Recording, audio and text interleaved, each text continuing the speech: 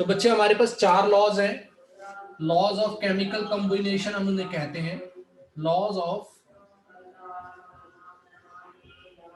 Chemical combination. मैं TION बच्चे इदा डल पाऊंगा बच्चे, ठीक है। TION मैं इस तरीके पाऊंगा।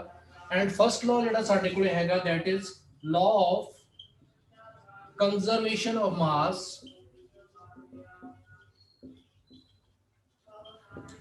Second law is law of constant composition. Third law is law of multiple proportion.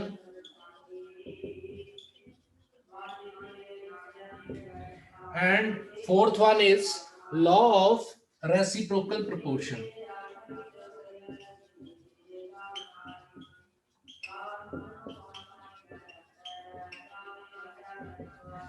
तो बच्चे हमारे जो न्यूमेरिकल्स हैं ਉਹ ਜਿਹੜੇ ਆ ਇਸ ਟੌਪਿਕਸ ਤੇ ਬਣਦੇ ਆ, ਮਤਲਬ ਕਿ law of multiple proportion and law of reciprocal proportion ਦੇ ਉੱਤੇ ਸਾਡੇ ਨਿਊਮੈਰੀਕਲਸ ਜਿਹੜੇ ਨੇ ਉਹ ਜ਼ਿਆਦਾ ਆਉਂਦੇ ਆ, ਕਿਉਂਕਿ ਸਾਨੂੰ ਡਾਟਾ ਕੋਈ ਗਿਵਨ ਹੋਏਗਾ ਐਂਡ ਉਸ ਦੇ ਉੱਤੇ ਤੁਹਾਨੂੰ ਕੁਐਸਚਨ ਆ ਸਕਦਾ ਕਿ ਤੁਸੀਂ ਦੱਸੋ ਕਿ ਉਹ ਲਾਅ ਆਫ ਮਲਟੀਪਲ ਪ੍ਰੋਪੋਰਸ਼ਨ ਨੂੰ ਫੋਲੋ ਕਰ ਰਿਹਾ ਜਾਂ ਲਾਅ ਆਫ ਰੈਸੀਪ੍ਰੋਕਲ ਪ੍ਰੋਪੋਰਸ਼ਨ ਨੂੰ ਫੋਲੋ ਕਰ ਰਿਹਾ, ਠੀਕ ਹੈ। ਇਸ ਚੀਜ਼ ਦਾ ਆਪਾਂ ਥੋੜਾ ਜਿਹਾ ਇਹਨਾਂ ਦੋਵਾਂ ਦੇ ਉੱਤੇ ਨਿਊਮੈਰੀਕਲਸ ਹੋਣਗੇ। ਐਂਡ ਜਦੋਂ ਆਪਾਂ ਇਹਨੂੰ ਕੰਜ਼ਰਵੇਸ਼ਨ ਆਫ ਮਾਸ ਨੂੰ ਦੇਖਦੇ ਹਾਂ 1 by 1 ਤੇ ਹੁੰਦਾ ਕੀ ਆ ਬੱਚੇ, law of conservation of mass ਜਿਹੜਾ ਹੈਗਾ that is very simple। law of conservation of mass ਦਾ ਮਤਲਬ ਕੀ ਹੈ ਕਿ ਮੈਂ ਤੁਹਾਨੂੰ ਇੱਕ ਇਕੁਏਸ਼ਨ ਲਿਖ ਕੇ ਦੱਸਦਾ ਜਿਹਦੇ ਵਿੱਚ ਤੁਹਾਨੂੰ ਪਤਾ ਲੱਗੇਗਾ C+O2 gives out CO2।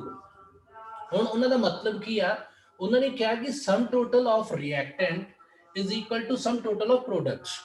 ਇਹਦੇ ਵਿੱਚ ਮਾਸ ਦੀ ਗੱਲ ਹੋ ਰਹੀ ਹੈ। sum total ਜੇ ਆਪਾਂ ਗੱਲ ਕਰ ਰਹੇ ਹਾਂ ਤੇ ਆਪਾਂ ਮਾਸ ਦੀ ਗੱਲ ਕਰਦੇ ਪਏ ਹਾਂ, which means ਕਿ ਜੇ ਆਪਾਂ ਇਸ ਇਕੁਏਸ਼ਨ ਨੂੰ ਦੇਖੀਏ तो साढ़े को की data 12 gram of carbon is combining with 32 gram of oxygen and they are producing 44 gram of carbon dioxide। ਹੁਣ ਤੁਸੀਂ ਇੱਥੇ ਕੰਜ਼ਰਵੇਸ਼ਨ ਆਫ ਲਾਅ ਨੂੰ ਕਿੱਦਾਂ ਦੇਖ ਰਹੇ ਜੋ, ਕਿਉਂਕਿ ਤੁਹਾਡੇ ਸਾਹਮਣੇ 12 ਗ੍ਰਾਮ ਕਾਰਬਨ ਕੰਬਾਈਨ ਹੋ ਰਹੀ ਹੈ 32 ਗ੍ਰਾਮ ਆਫ ਆਕਸੀਜਨ ਜਿਹੜੀ ਕਿ ਫਾਰਮ ਕਰ ਰਹੀ ਹੈ 44 ਗ੍ਰਾਮ ਆਫ ਕਾਰਬਨ ਡਾਈਆਕਸਾਈਡ। ਹੁਣ ਜੇ ਤੁਹਾਡੇ ਕੋਲੇ 44 gram of carbon dioxide form ਹੋ ਰਹੀ ਹੈ, ਇਹਦਾ ਮਤਲਬ ਕੀ ਹੈ, ਲਾਅ ਕਹਿ ਰਿਹਾ ਕਿ ਇਹਨਾਂ ਦਾ ਆਪਾਂ ਸਮ ਟੋਟਲ ਕਰ ਲਾਂਗੇ।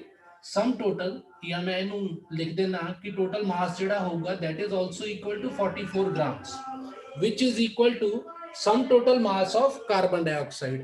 ਕੱਲ ਨੂੰ ਬੱਚਾ ਆਪਾਂ ਕਲਾਸ ਦੀ ਟਾਈਮਿੰਗ ਥੋੜੀ ਚੇਂਜ ਕਰ ਲਾਂਗੇ, ਠੀਕ ਹੈ। ਗੁਰਦੁਆਰੇ ਦੀ ਜ਼ਿਆਦਾ ਆਵਾਜ਼ ਆ ਰਹੀ ਹੈ, ठीक है। sum total mass of reactant is equal to sum total mass of product। बहुत ही सिंपल फार्मूला। एंड ਇਹਦੇ ਵਿੱਚ ਇਹਨਾਂ ਨੇ ਇੱਕ ਐਕਸਪੈਰੀਮੈਂਟ ਵੀ ਕੀਤਾ ਸੀ। ਇੱਕ ਐਕਸਪੈਰੀਮੈਂਟ ਜਿਹੜਾ ਹੈਗਾ ਸੀ ਉਹਨਾਂ ਨੇ ਕੀ ਕੀਤਾ ਕਿ ਇੱਕ ਇਸ ਤਰੀਕੇ ਦਾ ਆਪਰੇਟਸ ਲੈ ਲਿਆ ਐਂਡ ਉਹਦੇ ਵਿੱਚ ਦੋ ਇਸ ਤਰੀਕੇ ਨਾਲ ਬਣਾ ਕੇ ਅਰੇਂਜਮੈਂਟ ਕੁਝ ਉਹਨਾਂ ਨੇ ਕੀ ਕੀਤਾ ਕਿ ਇਹਦੇ ਵਿੱਚ ਦੋ ਕੰਪਾਊਂਡਸ ਲੈ ਲਏ ਜਿਹਦੇ ਵਿੱਚ ਆਪਾਂ ਜਿਹੜੇ ਮਰਜ਼ੀ ਕੰਪਾਊਂਡਸ ਨੂੰ ਆਪਾਂ ਐਡ ਕਰ ਸਕਦੇ ਹਾਂ ਤਾਂ ਕਿ ਆਪਾਂ ਇਸ ਲਾਅ ਨੂੰ ਪ੍ਰੂਵ ਕਰ ਸਕੀਏ। उन्होंने ਜਿਹੜਾ ਪ੍ਰੂਫ ਕੀਤਾ ਸੀ that was AgNO3 and NaCl। NaCl ਨੂੰ ਉਹਨਾਂ ਨੇ ਇਹਦੇ ਚ ਐਡ ਕੀਤਾ ਐਂਡ ਦੂਜੀ ਸਾਈਡ ਤੋਂ AgNO3 ਨੂੰ ਐਡ ਕੀਤਾ। ਹੁਣ ਉਹਨਾਂ ਨੇ ਕੀ ਕੀਤਾ ਕਿ ਇਸ ਤਰੀਕੇ ਦੀ ਅਰੇਂਜਮੈਂਟ ਸੀ ਕੁਝ, ਜਦੋਂ AgCl ਤੇ AgNO3 ਐਂਡ NaCl ਆਪਸ ਚ ਕੰਬਾਈਨ ਹੋਏ ਉਸ ਤੋਂ ਬਾਅਦ ਉਹਨਾਂ ਨੇ ਫਾਰਮ ਕਿਹੜੀ ਚੀਜ਼ ਨੂੰ ਕੀਤਾ, ਉਹਨਾਂ ਨੇ ਕੀ ਕੀਤਾ ਦੇਖਿਆ ਪਹਿਲਾਂ ਇਹਨਾਂ ਦਾ ਸਮ ਟੋਟਲ ਲਿਆ, ਇਸ ਕੰਟੇਨਰ ਦਾ ਮਾਸ ਲੈ ਲਿਆ ਜਦੋਂ ਤੱਕ ਇਹ ਆਪਸ ਮਿਕਸ ਨਹੀਂ ਸੀ ਹੋਏ। ਉਸ ਤੋਂ ਬਾਅਦ ਇਹਨਾਂ ਨੇ ਕੀ ਕੀਤਾ ਕਿ ਜਦੋਂ ਬਾਅਦ ਨੂੰ ਇਹ ਮਿਕਸ ਹੋਏ ਫਿਰ ਇਸ ਕੰਟੇਨਰ ਦਾ weight ਲਿਆ ਐਂਡ ਉਹਨਾਂ ਨੂੰ ਦੇਖਣ ਨੂੰ ਇਹ ਮਿਲਿਆ ਕਿ ਜਿੰਨਾ ਰਿਐਕਟੈਂਟਸ ਦਾ ਪਹਿਲੋਂ ਮਾਸ ਸੀ ਉਸ ਤੋਂ ਬਾਅਦ ਜਦੋਂ ਇਹ ਆਫਟਰ ਰਿਐਕਟਿੰਗ ਮਤਲਬ ਕਿ ਇਹਦੇ ਚ ਆਇਨ ਐਕਸਚੇਂਜ ਹੋ ਜਾਊਗਾ ਨਾ, ਆ ਦੇਖੋ NaCl ਇਹ ਪੋਜ਼ਿਟਿਵ ਆ ਇਹ ਨੈਗੇਟਿਵ ਆ। ਹੁਣ ਇਹਦਾ ਆਇਨ ਐਕਸਚੇਂਜ ਦਾ ਮਤਲਬ ਇਹ ਹੁੰਦਾ ਕਿ ਜਿਹੜਾ ਨੈਗੇਟਿਵ ਆਇਨ ਆ ਉਹ ਪੋਜ਼ਿਟਿਵ ਦੇ ਨਾਲ ਜੁੜ ਜਾਊਗਾ ਦੂਜੇ ਦੇ ਨਾਲ ਤੇ ਜਿਹੜਾ ਇਹਦਾ ਨੈਗੇਟਿਵ ਹੋਊਗਾ ਉਹਦੇ ਪੋਜ਼ਿਟਿਵ ਨਾਲ, ਮਤਲਬ AgCl ਐਂਡ NaNO3 ਫਾਰਮ ਹੋ ਜਾਏਗਾ। ਇਹਦਾ ਮਤਲਬ ਕਿ ਸਾਡੇ ਕੋਲੇ ਜਿਹੜਾ product the mass C that is equal to reactant ਦਾ ਮਾਸ। ਇਹਦਾ ਮਤਲਬ ਸਾਡਾ ਇਹ ਲਾਅ ਕੰਜ਼ਰਵੇਸ਼ਨ ਆਫ ਮਾਸ ਵਾਲਾ ਇਹ ਹਰ ਜਗ੍ਹਾ ਤੇ ਐਪਲੀਕੇਬਲ ਹੁੰਦਾ। ਲਾਜ਼ ਕਦੀ ਝੂਠੇ ਨਹੀਂ ਹੁੰਦੇ ਬੱਚੇ, ਤਿੰਨ ਚੀਜ਼ਾਂ ਹੁੰਦੀਆਂ ਨੇ, one is hypothesis, one is theory and one are laws। ਜਿਹੜੇ ਲਾਜ਼ ਹੁੰਦੇ ਆ those are universal truth, ਉਹ ਕਦੀ ਗਲਤ ਨਹੀਂ ਹੁੰਦੇ। ਜਿਹੜੀਆਂ ਥਿਊਰੀਜ਼ ਹੁੰਦੀਆਂ ਨੇ ਉਹ 80% ਸਹੀ ਹੁੰਦੀਆਂ ਨੇ ਲੇਕਿਨ 20% ਲੋਕ ਜਾਂ ਸਾਇੰਟਿਸਟ ਦੀ ਜਿਹੜੀ ਫਰਟਰਨਿਟੀ ਹੁੰਦੀ ਆ ਉਹ ਉਹਨਾਂ ਨਾਲ ਸਹਿਮਤ ਨਹੀਂ ਹੁੰਦੀ। ਲੇਕਿਨ ਹਾਈਪੋਥੀਸਿਸ ਵੀ ਤੁਹਾਨੂੰ ਦੇਖਣ ਨੂੰ ਮਿਲਣਗੇ, ਉਹਦਾ ਇਹ ਮਤਲਬ ਹੁੰਦਾ ਕਿ ਉਹਨਾਂ ਦਾ ਇੰਨਾ ਵਿਰੋਧ ਨਹੀਂ ਹੋ ਰਿਹਾ, ਲੇਕਿਨ ਉਹਨਾਂ ਦੀ ਖਿਲਾਫਤ ਵੀ ਨਹੀਂ ਹੋ ਰਹੀ, ਇਸ ਕਰਕੇ ਉਹ ਐਜ਼ ਅ ਹਾਈਪੋਥੀਸਿਸ ਆ ਜਾਂਦੇ ਆ। ਦੂਜਾ ਸਾਡੇ ਕੋਲ ਜਿਹੜਾ ਲਾਅ ਵਾ, ਦੈਟ ਇਜ਼ ਇਹਨਾਂ ਲਾਅਸ ਦੇ ਵਿੱਚ ਇੰਨਾ ਜ਼ਿਆਦਾ ਕੁਝ ਨਹੀਂ ਹੈਗਾ। Law of multiple proportion and law of reciprocal proportion ਹੀ ਜ਼ਿਆਦਾ ਇੰਪੋਰਟੈਂਟ ਨੇ, ਠੀਕ ਹੈ। ਹੁਣ ਦੂਜਾ ਪੁਆਇੰਟ ਆਉਂਦਾ ਲਾਅ ਆਫ ਕਾਂਸਟੈਂਟ ਕੰਪੋਜੀਸ਼ਨ। ਹੁਣ ਕਾਂਸਟੈਂਟ ਜਿਹੜੀ ਕੰਪੋਜੀਸ਼ਨ ਆ ਉਹਦਾ ਕੀ ਮਤਲਬ ਆ? law of constant composition, ਮੈਂ ਇੱਥੇ law ਵੀ ਲਾ ਦੇਣਾ, law of constant composition। ਇਹਦੇ ਵਿੱਚ ਉਹਨਾਂ ਨੇ ਕੀ ਦੱਸਿਆ ਸੀ ਬੱਚੇ ਕਿ ਭਾਵੇਂ ਜੇ ਤੁਸੀਂ ਕੋਈ ਵੀ ਪ੍ਰੋਡਕਟ ਲੈਂਦੇ ਜੋ, ਜਿੱਦਾਂ ਕੋਈ ਕੰਪਾਊਂਡ ਲੈਂਦੇ ਜੋ, ਫॉर एग्जांपल ਮੈਂ ਦੋ ਕੰਪਾਊਂਡਸ ਦੀ ਗੱਲ ਕਰੂੰਗਾ, ਇੱਕ ਵਾਟਰ ਦੀ ਤੇ ਇੱਕ CO2 ਦੀ, ਠੀਕ ਹੈ। ਉਹਨਾਂ ਨੇ ਇਹ ਐਕਸਪਲੇਨ ਕੀਤਾ ਕਿ ਚਾਹੇ ਪਾਣੀ ਤੁਸੀਂ ਟੈਪ ਵਾਟਰ ਲੈ ਲਓ ਤੇ ਭਾਵੇਂ ਉਹ ਲੈ ਲਓ ਸਮੁੰਦਰ ਚੋਂ ਲੈ ਲਓ, ਭਾਵੇਂ ਉਹ ਨਾਲੀ ਚੋਂ ਕਿਸੇ ਚੋਂ ਲੈ ਲਓ, ਭਾਵੇਂ ਕਿਸੇ ਛੱਪੜ ਚੋਂ ਲੈ ਲਓ, ਜਾਂ ਕਿਸੇ ਵੀ ਜਗ੍ਹਾ ਤੋਂ, ਭਾਵੇਂ ਰਿਵਰ ਤੋਂ ਲੈ ਲਓ। ਹੁਣ ਪਾਣੀ ਜੇ ਪਾਣੀ ਹੋਏਗਾ ਤੇ ਉਹਦੀ ਕਾਂਸਟੈਂਟ ਕੰਪੋਜੀਸ਼ਨ ਹੋਏਗੀ, ਵਿਚ ਮੀਨਸ ਕਿ ਉਹਦੇ ਵਿੱਚ 2 ਹਾਈਡਰੋਜਨ ਐਂਡ 1 ਆਕਸੀਜਨ ਜੁੜਿਆ ਹੋਏਗਾ। ਕਾਰਬਨ ਡਾਈਆਕਸਾਈਡ ਦੀ ਐਗਜ਼ਾਮਪਲ ਲੈ ਲੈਂਦੇ ਆ। ਫॉर एग्जांपल ਚਾਹੇ ਆਪਾਂ 에ਅਰ ਚੋਂ ਕਾਰਬਨ ਡਾਈਆਕਸਾਈਡ ਲੈ ਲਈਏ ਤੇ ਚਾਹੇ ਆਪਾਂ ਉਸੇ ਜਿਹੜੀ ਆਪਾਂ ਐਕਸੇਲ ਕਰ ਰਹੇ ਆ ਉਸ ਕਾਰਬਨ ਡਾਈਆਕਸਾਈਡ ਨੂੰ ਲੈ ਲਈਏ, ਦੋਵਾਂ ਨੂੰ ਜੇ ਕਾਰਬਨ ਡਾਈਆਕਸਾਈਡ ਐਕਸੇਲ ਕਰ ਰਹੇ ਆ ਤੇ ਦੈਟ ਮੀਨਸ ਕਿ ਕਾਰਬਨ ਡਾਈਆਕਸਾਈਡ ਦਾ ਸੋਰਸ ਭਾਵੇਂ ਜਿਹੜਾ ਮਰਜ਼ੀ ਹੋਵੇ, ਜੇ ਉਹ ਕਾਰਬਨ ਡਾਈਆਕਸਾਈਡ ਹੋਏਗੀ ਦੈਟ ਮੀਨਸ ਕਿ ਉਹ ਹਮੇਸ਼ਾ ਇਸੇ ਹੀ ਕੰਪੋਜੀਸ਼ਨ ਦੇ ਵਿੱਚ ਮਿਲੇਗੀ ਤੁਹਾਨੂੰ। That law is non as constant composition. ਮੈਂ ਇਹਨੂੰ ਵੀ ਥੋੜਾ ਜਿਹਾ ਫਾਸਟ ਹੀ ਕਰ ਰਿਹਾ ਬੱਚੇ, ਕਿਉਂਕਿ ਈਜ਼ੀ ਹੈ ਬਹੁਤ ਇਹ ਲਾਅ ਵੀ। ਹੁਣ ਜਿਹੜਾ ਆਉਂਦਾ ਵਾ that is multiple proportion. law of multiple proportion and law of reciprocal proportion है जिहड़ा ये थोड़ा इंपॉर्टेंट है बच्चे। law of multiple proportion की जे तुसी definition लिखनी है तो लिख लियो, if two element combines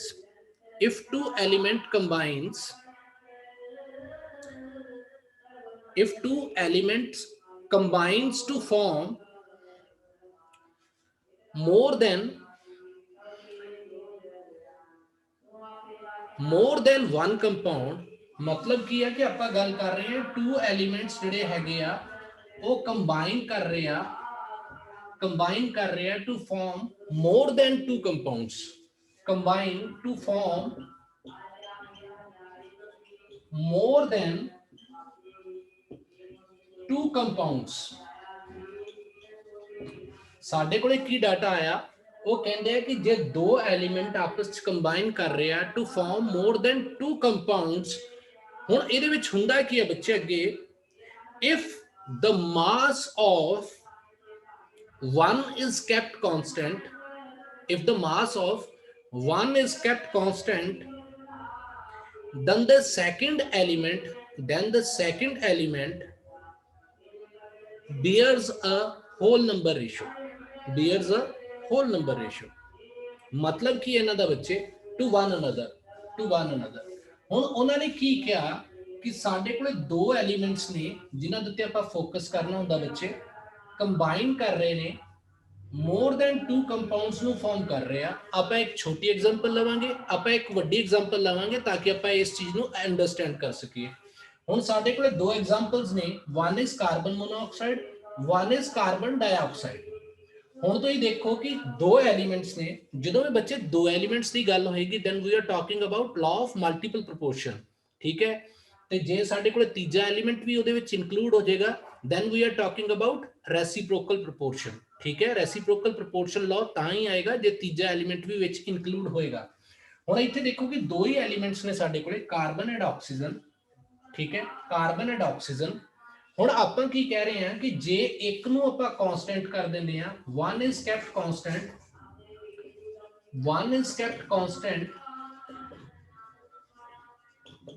ठीक है, ਆ ਡਾਟਾ ਵਾ ਸਾਡੇ ਕੋਲੇ। ਤੇ ਜਿਹੜੇ ਅਦਰ ਹੋਏਗਾ, ਅਦਰ ਐਲੀਮੈਂਟ ਜਿਹੜਾ ਹੋਏਗਾ bears a whole number ratio,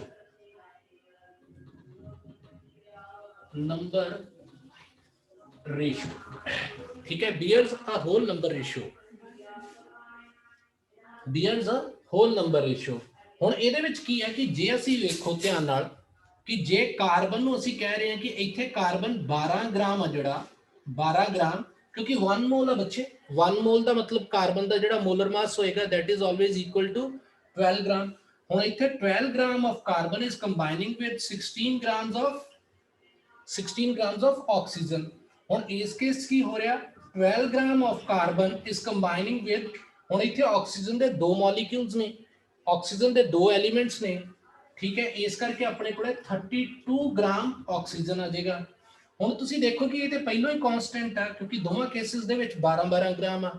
ਇਹਨਾਂ ਨੂੰ ਆਪਾਂ ਨੂੰ ਸਿੰਪਲੀਫਾਈ ਵੀ ਕਰਾਂਗੇ ਤਾਂ ਵੀ ਉਹੀ ਆਨਸਰ ਆਏਗਾ। ਜੇ ਆਪਾਂ ਇਹਨਾਂ ਦੋਵਾਂ ਨੂੰ ਕਾਂਸਟੈਂਟ ਰੱਖ ਦਿੰਨੇ ਆ, ਕਾਂਸਟੈਂਟ ਕਰ ਦਿੰਨੇ ਆ, ਤੇ ਸਾਡੇ ਕੋਲੇ ਆ ਜਿਹੜਾ ਹੈਗਾ ਵਾ 16:32 16:32 ਜਿਹੜੇ ਹੈਗੇ ਆ, ਜਦੋਂ ਆਪਾਂ ਇਹਨਾਂ ਨੂੰ ਕੱਟਾਂਗੇ ਤੇ 1:2 ਦੀ ਰੇਸ਼ੋ ਆ ਜਾਏਗੀ, which means ਕਿ ਇਹ ਆਪਣੇ ਆਪ ਚ ਇੱਕ ਹੋਲ ਨੰਬਰ ਰੇਸ਼ੋ ਨੂੰ ਫੋਲੋ ਕਰ ਰਿਹਾ। ਇਹ ਤੇ ਹੋਈ ਛੋਟੀ ਐਗਜ਼ਾਮਪਲ, ਲੇਕਿਨ ਆਪਾਂ ਇੱਕ ਐਗਜ਼ਾਮਪਲ ਵੱਡੀ ਵੀ ਯੂਜ਼ ਕਰਾਂਗੇ, ਇੱਕ ਐਗਜ਼ਾਮਪਲ ਵੱਡੀ ਵੀ ਯੂਜ਼ ਕਰਾਂਗੇ, ਠੀਕ ਹੈ। ਮੈਂ ਇੱਕ ਵੱਡੀ ਐਗਜ਼ਾਮਪਲ ਲਿਖਣ ਦੀ ਕੋਸ਼ਿਸ਼ ਕਰਦਾ ਇੱਥੇ। फर्स्ट कंपाउंड इज N2O, ठीक है, मैं इन्हें थोड़ा थल्ले लिखता हूं, N2O, ठीक है। हुण असीं दो एलिमेंट्स नूं लै रहे हैं, इसदा मतलब कि नाइट्रोजन एंड ऑक्सीजन की गल कर रहे हैं। दूजा कंपाउंड इज NO, ठीक है। तीजा compound is N2O3, fourth compound is NO2 and जिहड़ा फिफ्थ कंपाउंड आ उहनूं आपां की कह रहे हैं N2O5। हुण साडे कोले डाटा एक आ गया, कंप्लीट हो गया। साडे कोले वो कह रहे आ, असीं फिर इसे ही जिहड़ी डेफिनेशन जिहड़े तरीके नाल कर रहे हैं उहनूं ही जे अगे आपां फॉलो करिए। साडे कोले की सी कि दो एलीमेंट्स जिहड़े कि इत्थे नाइट्रोजन एंड ऑक्सीजन आ, they are combining to form more than 2 compounds. ਇਹਦਾ मतलब एक कंपाउंड आ हो गया, दूजा तीजा चौथा पंजवां, ਆਪਾਂ ਪੰਜ ਦੀ ਐਗਜ਼ਾਮਪਲ ਲੈ ਰਹੇ ਹਾਂ, ਇਹਦੇ ਉੱਤੇ ਨੂਮੈਰੀਕਲ ਵੀ ਬਣ ਸਕਦਾ। ਹੁਣ ਇੱਥੇ ਹੋ ਕੀ ਰਿਹਾ ਕਿ ਸਾਨੂੰ ਲਾਅ ਕਹਿੰਦਾ ਸੀ ਕਿ ਜੇ ਅਸੀਂ ਇਹਨਾਂ ਦੇ ਵਿੱਚੋਂ ਇੱਕ ਨੂੰ ਕਾਂਸਟੈਂਟ ਰੱਖ ਦਈਏ ਤੇ ਦੂਜਾ ਹੋਲ ਨੰਬਰ ਰੇਸ਼ੋ ਨੂੰ ਫੋਲੋ ਕਰੇਗਾ। ਕੀ ਸਾਡੇ ਕੋਲੇ ਇਦਾਂ ਹੋਏਗਾ, ਠੀਕ ਹੈ। ਮੈਂ ਇਹਨਾਂ ਨੂੰ ਸਿਲੈਕਟ ਕੀਤਾ ਉਸੇ ਲਾਈਨ ਤਾਂ ਕਿ ਤੁਹਾਡੇ ਸਾਹਮਣੇ ਇੱਕ ਹੋਲ ਨੰਬਰ ਰੇਸ਼ੋ ਹੈ। ਜੇ ਉੱਤੇ ਥੱਲੇ ਵੀ ਹੋ ਜਾਂਦੇ ਤਾਂ ਵੀ ਤੁਸੀਂ ਹੋਲ ਨੰਬਰ ਰੇਸ਼ੋ ਲਾ ਸਕਦੇ ਜੋ, ਇਹੋ ਜੀ ਕੋਈ ਗੱਲ ਨਹੀਂ ਹੈ। ਹੁਣ ਆਪਾਂ ਇੱਥੇ ਕਰਦੇ ਹਾਂ वेट ऑफ नाइट्रोजन लिख देने ते वेट ऑफ ऑक्सीजन लिख देने। जिहड़े भी एलीमेंट्स हैं मैं उत्ते इदां करके ला दूंगा ताकि तुहानू कन्फ्यूजन ना होवे, ठीक है। हुण देखो कि पहले कंपाउंड दे विच साडे कोल नाइट्रोजन कितनी है, दो नाइट्रोजन दा जिहड़ा मास हुंदा, एक नाइट्रोजन दा जिहड़ा मोलर मास आ दैट इज इक्वल टू 14 ते जे दो नाइट्रोजन लगे आ दैट मीनस कि साडे कोल कितना वेट आ रहा 14 plus 14 which is equal to 28 gram nitrogen combine हो रही है किन्ने ऑक्सीजन दे नाल 16 ग्राम ऑफ ऑक्सीजन दे नाल, ठीक है। डाटा तुहानू क्लियर दिख रहा है बच्चे? Yes sir. ओके, समझ आ रहा है बच्चे तुहानू? Yes sir. बच्चे मैं थोड़ा फास्ट कर रहा, मैं थोड़ा फास्ट रखा क्लास नू ताकि ਆਪਾਂ ਨੂੰ ਜ਼ਿਆਦਾ ਪ੍ਰੋਬਲਮ ਕਿਹਦੇ ਤੇ ਹੁੰਦੀ ਹੈ, ਸਾਨੂੰ ਲਾਅ ਆਫ ਮਲਟੀਪਲ ਪ੍ਰੋਪੋਰਸ਼ਨ ਤੇ ਹੁੰਦੀ ਹੈ ਤੇ ਲਾਅ ਆਫ ਰੈਸੀਪ੍ਰੋਕਲ ਪ੍ਰੋਪੋਰਸ਼ਨ ਤੇ ਹੁੰਦੀ ਹੈ। ਕਿਉਂਕਿ law of conservation of mass easily ਬੱਚਿਆਂ ਨੂੰ ਸਮਝ ਆ ਜਾਂਦਾ, ਲਾਅ ਆਫ ਕਾਂਸਟੈਂਟ ਕੰਪੋਜੀਸ਼ਨ ਵੀ ਈਜ਼ੀਲੀ ਸਮਝ ਆ ਜਾਂਦਾ। ਹੁਣ ਨੂਮੈਰੀਕਲਸ ਜਿਹੜੇ ਬਣਦੇ ਆ ਫਸਟ ਚੈਪਟਰ ਦੇ ਉਹ ਇਹਨਾਂ ਦੋਵਾਂ ਤੇ ਹੀ ਬਣਦੇ ਆ, ਇਸ ਕਰਕੇ ਮੈਂ ਇਹਨਾਂ ਨੂੰ ਥੋੜਾ ਡਿਟੇਲ ਪੜ੍ਹਾ ਰਿਹਾ ਕਿਉਂਕਿ ਜੇ ਤੁਹਾਨੂੰ ਇਹਨਾਂ ਦਾ ਨਹੀਂ ਪਤਾ ਲੱਗੇਗਾ ਤਾਂ ਤੁਸੀਂ ਨੂਮੈਰੀਕਲਸ ਅੱਗੇ ਨਹੀਂ ਕਰ ਪਾਓਗੇ ਇਸ ਚੈਪਟਰ ਦੇ, ਠੀਕ ਹੈ। ਹੁਣ ਸਾਡੇ ਕੋਲੇ 28 grams of nitrogen in the first compound is combining with 16 gram of oxygen, ठीक है। ਹੁਣ ਦੂਜੇ ਕੰਪਾਊਂਡ ਦੇ ਵਿੱਚ ਕੀ ਹੈ ਕਿ 14 gram of nitrogen is combining with 16 gram of oxygen। in third compound ਸਾਡੇ ਕੋਲੇ 28 gram of nitrogen is combining with oxygen ਨੂੰ ਆਪਾਂ ਜੇ 16 into 3 ਕਿੰਨਾ ਹੋਏਗਾ ਬੱਚੇ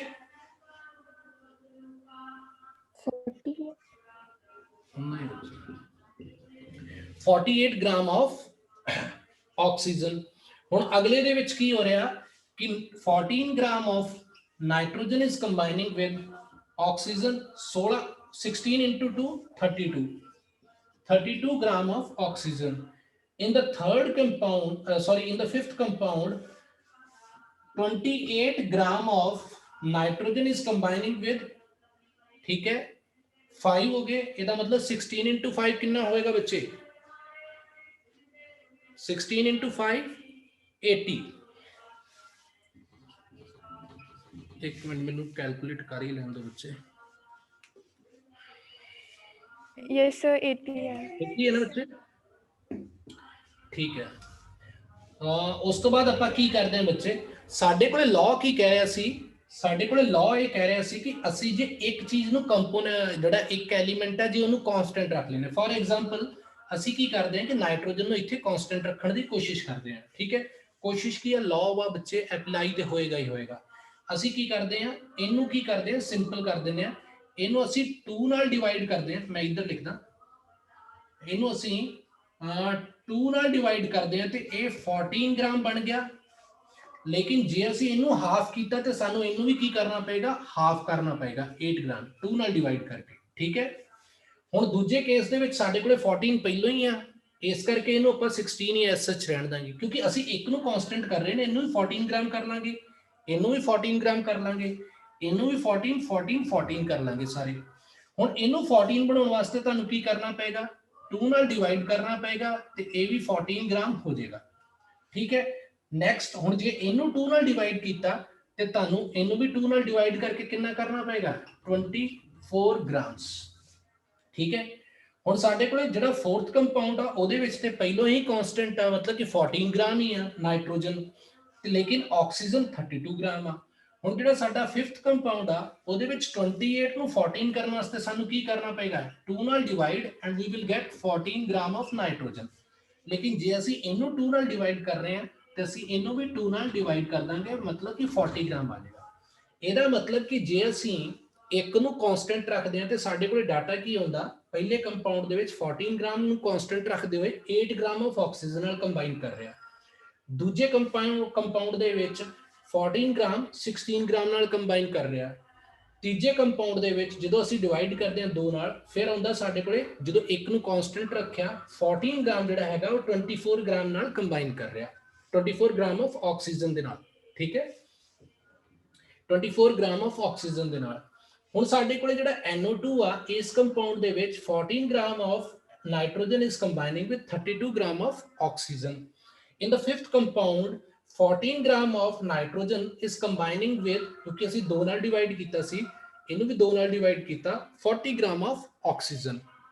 ਹੁਣ ਸਾਡਾ ਲਾਅ ਸਾਨੂੰ ਕੀ ਕਹਿ ਰਿਹਾ ਬੱਚੇ ਲਾਅ ਸਾਨੂੰ ਇੱਥੇ ਕਹਿ ਰਿਹਾ ਕਿ ਜੇ ਅਸੀਂ ਇੱਕ ਨੂੰ ਕਾਂਸਟੈਂਟ ਰੱਖ ਦਿੰਦੇ ਆ ਮੰਨ ਲਓ ਕਿ ਇਹਨੂੰ ਅਸੀਂ ਕਾਂਸਟੈਂਟ ਰੱਖਤਾ ਦੂਜੇ ਦੀ ਇੱਕ ਹੋਲ ਨੰਬਰ ਰੇਸ਼ੋ ਹੋਣੀ ਚਾਹੀਦੀ ਹੈ ਫॉर एग्जांपल ਸਾਡੇ ਕੋਲ ਡਾਟਾ ਕੀ ਆਇਆ we are having data which is equal to 8 is to 16 is to 24 is to 32 is to 40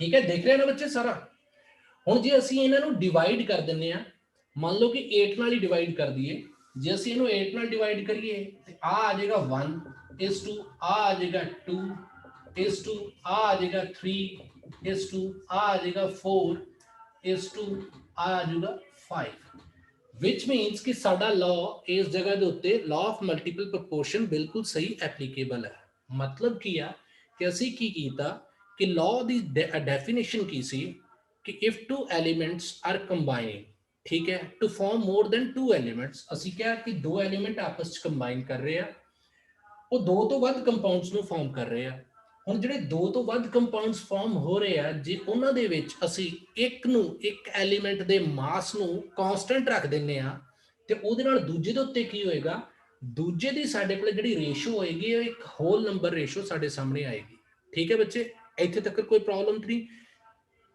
ਠੀਕ ਹੈ ਇਹ ਨੂਮੈਰੀਕਲ ਵੀ ਹੋ ਸਕਦਾ ਹਾਂ ਇਹ ਨੂਮੈਰੀਕਲ ਦੇ ਵਿੱਚ ਵੀ ਆ ਸਕਦਾ ਤੁਹਾਨੂੰ ਇਹ ਡਾਟਾ ਗਿਵਨ ਹੋਏਗਾ ਤੁਸੀਂ ਸਿਰਫ ਕੀ ਕਰਨਾ ਹੈ ਕਿ ਇੱਕ ਨੂੰ ਕਾਂਸਟੈਂਟ ਕਰ ਦੇਣਾ ਤੇ ਦੂਜੇ ਦੀ ਇੱਕ ਹੋਲ ਨੰਬਰ ਰੇਸ਼ੋ ਆ ਜਾਏਗੀ ਤੁਹਾਡੇ ਸਾਹਮਣੇ ਠੀਕ ਹੈ this is all about law of multiple proportion ਜੇ ਹੁਣ ਤੁਹਾਨੂੰ ਕੋਈ ਕੁਐਸਚਨ ਵੀ ਦੇ ਦਿੰਦਾ ਕਿ this point this gram is combining with this point this gram of x ਠੀਕ ਹੈ x is combining with y ਉਸ ਤੋਂ ਬਾਅਦ ਤੁਹਾਨੂੰ ਕਿਹਾ ਜਾਂਦਾ ਕਿ ਤੁਸੀਂ ਦੱਸੋ ਕਿ ਕਿਹੜੇ ਲਾਅ ਨੂੰ ਫੋਲੋ ਕਰਦੇ ਆ ਮੈਂ ਤੁਹਾਨੂੰ ਫੇਰ ਦੱਸਦਾ ਕਿ ਜੇ ਤੁਹਾਡੇ ਕੋਲੇ ਦੋ ਹੀ ਐਲੀਮੈਂਟਸ ਗਿਵਨ ਨੇ then it always obey which law of multiple proportion ਲੇਕਿਨ ਜੇ ਸਾਡੇ ਕੋਲੇ ਜਿਹੜਾ ਫੋਰਥ ਲਾਅ ਵਾ ਲਾਅ ਆਫ ਰੈਸੀਪ੍ਰੋਕਲ ਪ੍ਰੋਪੋਰਸ਼ਨ ਉਹਨੂੰ ਵੀ ਥੋੜਾ ਜਿਹਾ ਦੇਖ ਲਓ ਬੱਚੇ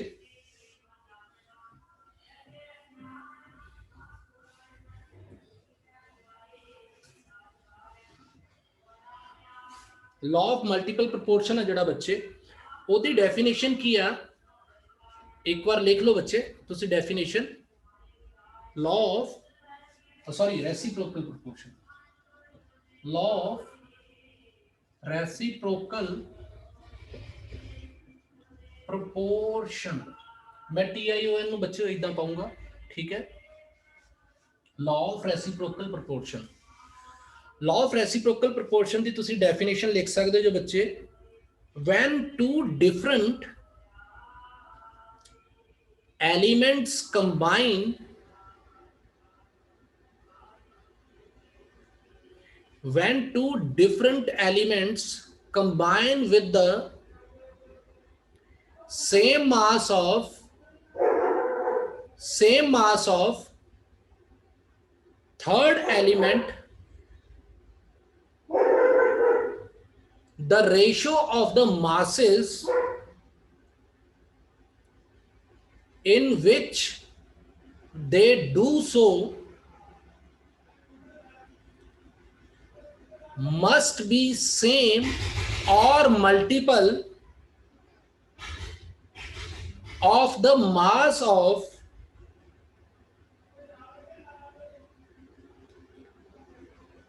लास्ट मास रेशियो लिखना आप, क्योंकि रेशियो डील कर रहे हैं, mass ratio in which they combine with each other. मैं एक बार फिर रिपीट कर देना बच्चे, एक बार फिर रिपीट कर रहे हैं, when two different elements combine with the same mass of third element, the ratio of the masses in which they do so must be same or multiple of the mass ratio in which they combine with each other, ठीक है। ਹੁਣ ਇੱਥੇ ਕੀ ਕਰਦੇ ਆ ਬੱਚੇ, ਇਹ law ਥੋੜਾ ਜਿਹਾ ਤੁਹਾਨੂੰ ਕਨਫਿਊਜ਼ ਕਰੇਗਾ, ਲੇਕਿਨ ਇਹਦੇ ਚ ਕਨਫਿਊਜ਼ ਨਹੀਂ ਹੋਣਾ। ਫॉर एग्जांपल ਆਪਾਂ ਇਦਾਂ ਕਰਦੇ ਆ, ਇੱਕ ਐਗਜ਼ਾਮਪਲ ਹੀ ਲੈਂਦੇ ਆ, ਐਗਜ਼ਾਮਪਲ ਹੀ ਲੈਂਦੇ ਆ। ਫॉर एग्जांपल ਮੈਂ ਇੱਥੇ ਹਾਈਡਰੋਜਨ ਲੈ ਲੈਣਾ, ਇਹ ਐਗਜ਼ਾਮਪਲਸ ਤੋਂ ਹੀ ਅੰਡਰਸਟੈਂਡ ਕਰਨ ਵਾਲੀ ਚੀਜ਼ ਹੈ ਬੱਚੇ। ਮੈਂ ਇਦਾਂ ਕਰਦਾ, ਇੱਥੇ ਹਾਈਡਰੋਜਨ, ਕਾਰਬਨ एंड ऑक्सीजन, ठीक है। ਹੁਣ ਦੇਖੋ ਤਿੰਨ ਐਲੀਮੈਂਟਸ ਆ ਗਏ ਆਪਣੇ ਕੋਲੇ, ਹਾਈਡਰੋਜਨ, ਕਾਰਬਨ एंड ऑक्सीजन, ਆਪਣੇ ਕੋਲੇ ਇੱਥੇ ਤਿੰਨ ਐਲੀਮੈਂਟਸ ਆ ਗਏ, ਹਾਈਡਰੋਜਨ, ਕਾਰਬਨ एंड ऑक्सीजन, ठीक है। ਹੁਣ ਦੇਖੋ ਕਿ ਤੁਸੀਂ ਇਹਨਾਂ ਦੇ ਕੰਪਾਊਂਡਸ ਜੇ ਆਪਸ ਚ ਫਾਰਮ ਕਰਦੇ ਆ, ਜੇ ਇਹਨਾਂ ਦੇ ਕੰਪਾਊਂਡਸ ਆਪਸ ਚ ਫਾਰਮ ਕਰਦੇ ਆ ਤੇ ਆਪਾਂ ਸਿੰਪਲ ਕੋਈ ਵੀ ਕੰਪਾਊਂਡਸ ਲੈ ਲੈਨੇ ਆ। ਫॉर एग्जांपल ਆਪਾਂ ਇੱਧਰ ਕੀ ਕਰਦੇ ਆ ਕਿ ਇੱਧਰ ਆਪਾਂ H2O ਦੇ ਨਾਲ ਡੀਲ ਕਰਦੇ ਆ, ਕਿਉਂਕਿ ਹਾਈਡਰੋਜਨ ਤੇ ਆਕਸੀਜਨ ਦਾ ਸਭ ਤੋਂ ਕਾਮਨ ਕੰਪਾਊਂਡ ਕਿਹੜਾ, ਦੈਟ ਇਜ਼ H2O।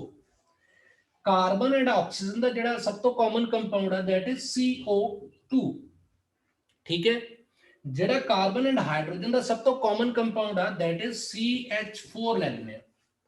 ਹੁਣ ਦੇਖੋ ਲਾਅ ਕੀ ਕਹਿ ਰਿਹਾ ਬੱਚੇ ਕਿ ਜੇ ਮੈਂ C carbon and hydrogen and oxygen ਦੇ ਕੰਪਾਊਂਡਸ ਨੂੰ ਆਪਸ ਦੇਖ ਕੇ ਇੱਕ ਨੂੰ ਕਾਂਸਟੈਂਟ ਰੱਖਦਾ, ਫॉर एग्जांपल ਮੈਂ ਹਾਈਡਰੋਜਨ ਨੂੰ ਕਾਂਸਟੈਂਟ ਰੱਖਤਾ, ਹੁਣ ਜਿਹੜੀ ਰੇਸ਼ੋ ਚ ਇਸ ਕੰਪਾਊਂਡ ਚ ਕਾਰਬਨ ਐਂਡ ਇਸ ਕੰਪਾਊਂਡ ਦੇ ਵਿੱਚ ਆਕਸੀਜਨ ਹੋਏਗੀ, ਉਹੀ ਰੇਸ਼ੋ ਤੁਹਾਨੂੰ CO2 ਦੇ ਵਿੱਚ ਵੀ ਜਾਂ ਤੇ ਸੇਮ ਦਿਖੇਗੀ ਜਾਂ ਮਲਟੀਪਲ ਦਿਖੇਗੀ।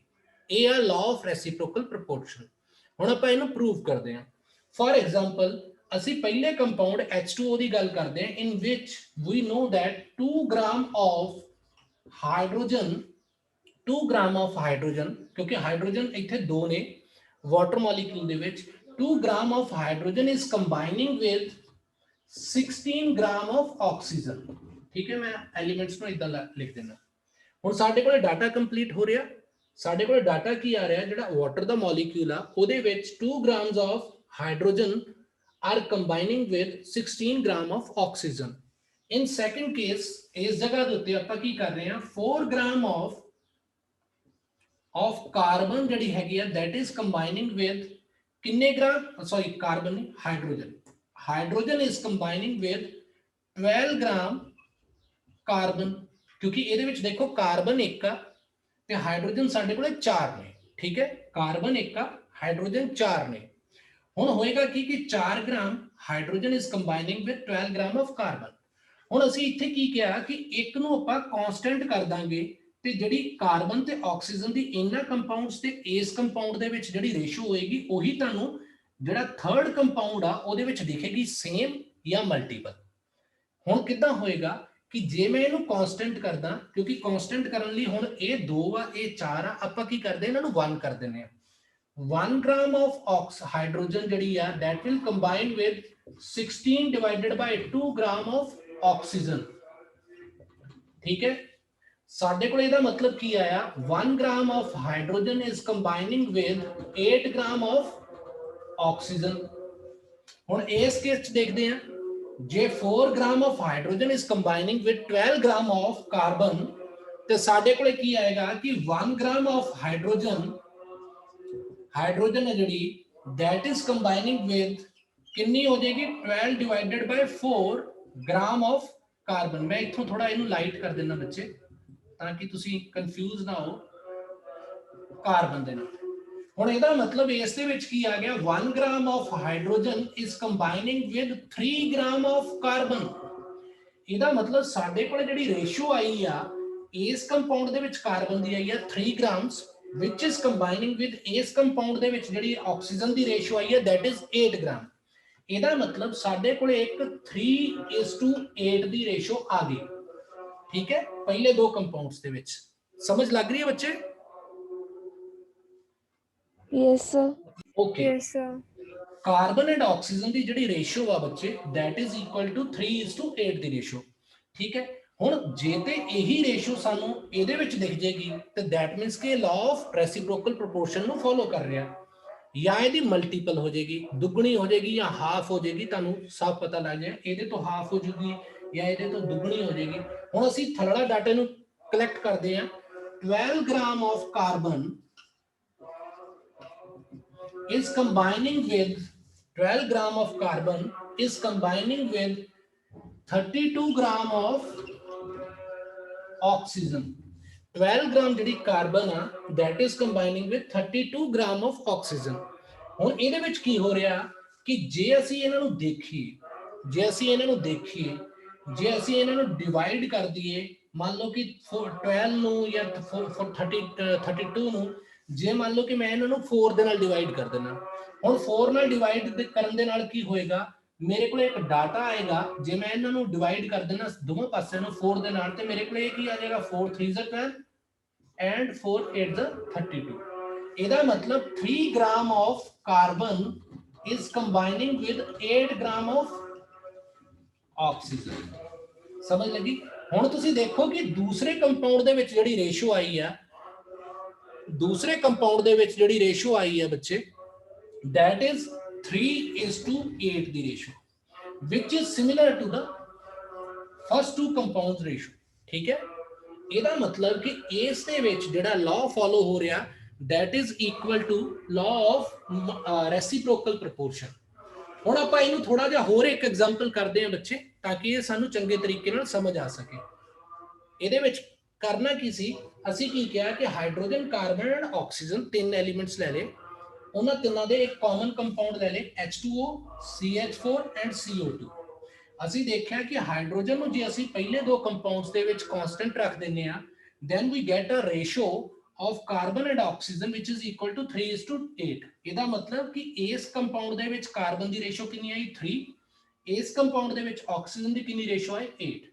ਇਹਦਾ ਮਤਲਬ ਕਿ ਇਹ ਆਪਸ ਚ ਇਹਨਾਂ ਦੋਵਾਂ ਕੰਪਾਊਂਡਸ ਦੇ ਨਾਲ ਕਿਹੜੇ ਤਰੀਕੇ ਨਾਲ ਜੁੜੇ ਸੀ, 3:8 ਦੀ ਰੇਸ਼ੋ ਦੇ ਨਾਲ ਜੁੜੇ ਸੀ। ਹੁਣ ਆਪਾਂ ਇਹਨਾਂ ਦਾ ਡਾਇਰੈਕਟ ਜਿਹੜਾ ਕੰਪਾਊਂਡ ਫਾਰਮ ਹੁੰਦਾ ਉਹਦੀ ਗੱਲ ਕਰਦੇ ਹਾਂ। ਕਾਰਬਨ ਐਂਡ ਆਕਸੀਜਨ ਦਾ ਜਿਹੜਾ ਡਾਇਰੈਕਟ ਕੰਪਾਊਂਡ ਫਾਰਮ ਹੁੰਦਾ that is CO2। ਹੁਣ ਅਸੀਂ ਕੀ ਕਰਦੇ ਹਾਂ ਕਿ CO2 ਦੀ ਜਿਹੜੀ ਰੇਸ਼ੋ ਆ ਉਹਨੂੰ ਕੈਲਕੂਲੇਟ ਕਰਦੇ ਹਾਂ and we will get the same ratio ਆ ਗਈ, which means ਕਿ ਅਸੀਂ law of reciprocal proportion ਦੇ ਅਕੋਰਡਿੰਗਲੀ ਚੱਲ ਰਹੇ ਹਾਂ। ਹੁਣ ਦੂਜਾ ਆਪਾਂ ਇੱਥੇ ਕੰਪਾਊਂਡ ਕਰਦੇ ਹਾਂ ਬੱਚੇ, ਇੱਕ ਹੋਰ ਐਗਜ਼ਾਮਪਲ ਨਾਲ ਡੀਲ ਕਰਦੇ ਹਾਂ। ਸਮਝ ਆ ਗਿਆ ਬੱਚੇ ਇਹਦੇ ਚ ਕਿ ਨਹੀਂ ਆਇਆ? ਮੈਂ ਤੁਹਾਨੂੰ ਫਿਰ ਤੋਂ ਨਹੀਂ ਤੇ ਐਕਸਪਲੇਨ ਕਰਦਾ। Yes, sir. समझ आ गया। Yes, sir. एक और ਆਪਾਂ एग्जांपल ले लेने हैं बच्चे। We'll take another example so as we can understand it well। ठीक है, ਸਾਡੇ ਕੋਲੇ ਇੱਕ एग्जांपल ਆ ਹੋਰ ਹਾਈਡਰੋਜਨ, ਆਕਸੀਜਨ ਐਂਡ ਸਲਫਰ। ਹੁਣ ਆਪਾਂ ਕੀ ਕਹਿ ਰਹੇ ਸੀ ਕਿ ਜਾਂ ਤੇ ਹੋਲ ਨੰਬਰ ਰੇਸ਼ੋ ਹੋਏਗੀ ਜਾਂ ਮਲਟੀਪਲ ਹੋਏਗੀ। ਠੀਕ ਹੈ, ਹੁਣ ਤੁਸੀਂ ਦੇਖੋ ਇੱਥੇ ਅਸੀਂ ਫਿਰ ਵਾਟਰ ਦਾ ਕੰਪਾਊਂਡ, ਵਾਟਰ ਨੂੰ ਲੈ ਲਿਆ, ਇਸ ਜਗ੍ਹਾ ਤੇ ਆਪਾਂ H2S ਗੈਸ ਲੈ ਲੈਨੇ ਆ ਐਂਡ ਇਸ ਕੇਸ ਦੇ ਵਿੱਚ ਆਪਾਂ ਕੀ ਕਰਦੇ ਹਾਂ SO2 ਨੂੰ ਲੈ ਲੈਂਦੇ ਹਾਂ।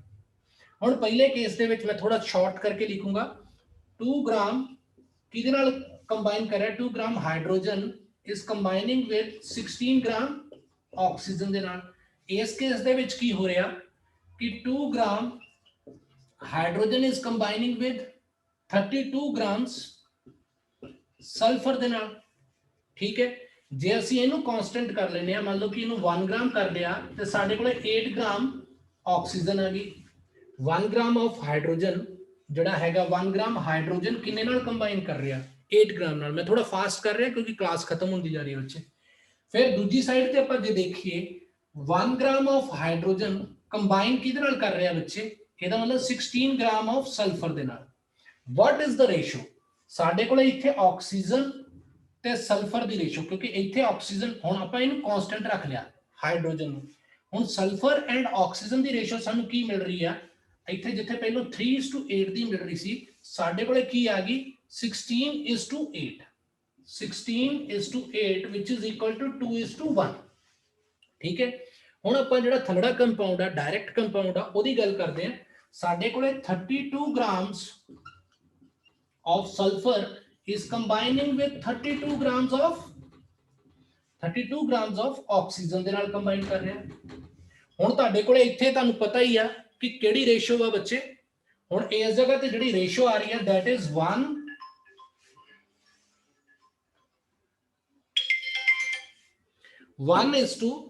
ਇੱਥੇ ਰੇਸ਼ੋ ਸਾਡੇ ਕੋਲੇ ਕੀ ਆ ਰਹੀ ਹੈ 32 grams of sulfur, ਕਿਉਂਕਿ ਸਲਫਰ ਦਾ molar mass is equal to 32 gram and oxygen ਦਾ ਜਿਹੜਾ ਮੋਲਰ ਮਾਸ ਆ ਇੱਥੇ ਕਿਉਂਕਿ ਦੋ ਆਕਸੀਜਨ ਜੁੜਨ ਨਾਲ 16 into 2 that is equal to 32।